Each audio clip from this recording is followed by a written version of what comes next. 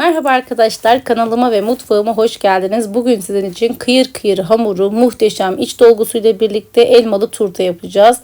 Aşırı lezzetli, ağızda dağılan bir kurabiye olacak. Hemen tarifimize geçiyoruz.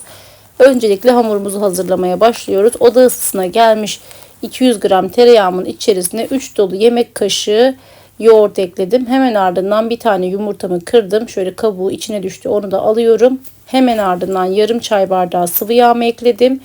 Üzerine de 1 su bardağı kadar pudra şekeri ekledim. Bu aşamada arkadaşlar kurabiyeniz tatlı olsun istiyorsanız, ben biraz hafif olsun istediğim için pudra şekerini 1 bardak kullandım. Siz isterseniz 1,5 su bardağı kadar da kullanabilirsiniz arkadaşlar. Hemen ardından üzerine 1 paket şekerli vanilin, 1 paket de kabartma tozu kullanıyoruz. Üzerine de unumuzu ekliyoruz. Yaklaşık 4 su bardağı un kullandım arkadaşlar, ama tek seferde eklemedim hamuruma. Sert bir hamur elde etmeyeceğiz. İçerisinde zaten eritilmemiş tereyağı olduğu için eklediğimizde unu alacaktır. Daha fazla eklesek daha fazla da alacaktır, ama çok fazla un eklemeyeceğiz ki o hamurumuzun yerken ağzımıza dağılmasını engellemeyelim. Kıyır kıyır bir kurabiye istiyorsak mutlaka şöyle hamur toparlandıktan sonra bırakalım. Hamurumu hazırladım ve üzerini örtüp kenara alıyorum. Çok uzun bekletmeyeceğim arkadaşlar. Sadece iç harcımı hazırlayıncaya kadar. Siz arzu ederseniz ilk hazırlığa iç harcını yaparak da başlayabilirsiniz. Tamamen tercihe kalmış.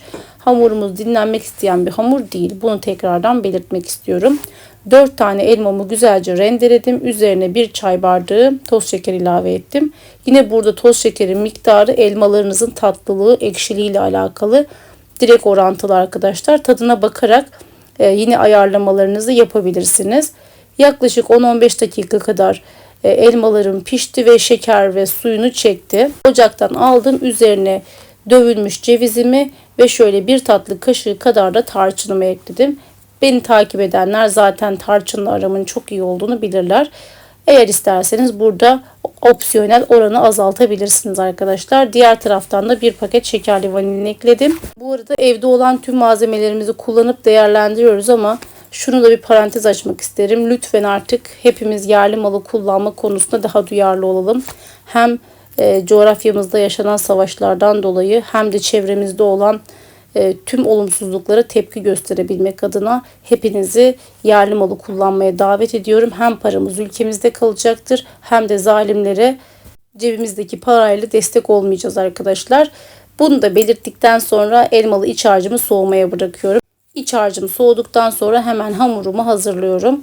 Hamurumu aldım, şöyle yağlı kağıdın üzerine koydum ve üzerine yağlı kağıt örtüp açacağım arkadaşlar. Direkt üzerine hiçbir şey örtmeden açmayın. Mutlaka oklavanıza, merdanenize yapışacaktır. Bu şekilde açmanız çok daha pratik olacak arkadaşlar.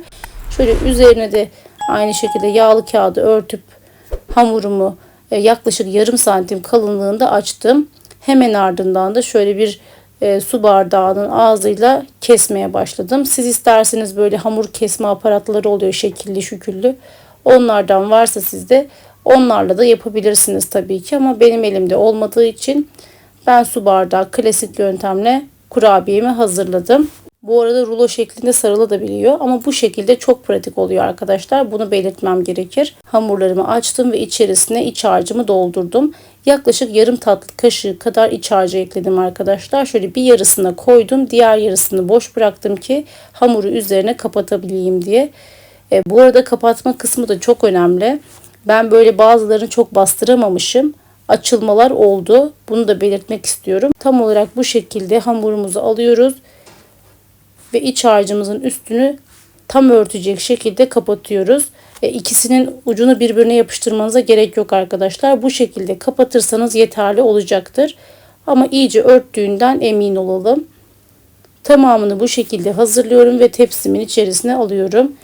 Bu ölçülerle yaklaşık 1,5 tepsi kurabiyem çıktı arkadaşlar. Fırınımı önden ısıttım. Alt üst iyice ısınmış fırında yaklaşık 20 dakikada pişti kurabiyelerim. Şöyle hemen kurabiyelerimi fırına gönderiyorum ve pişmiş halinde sizinle paylaşmak istiyorum.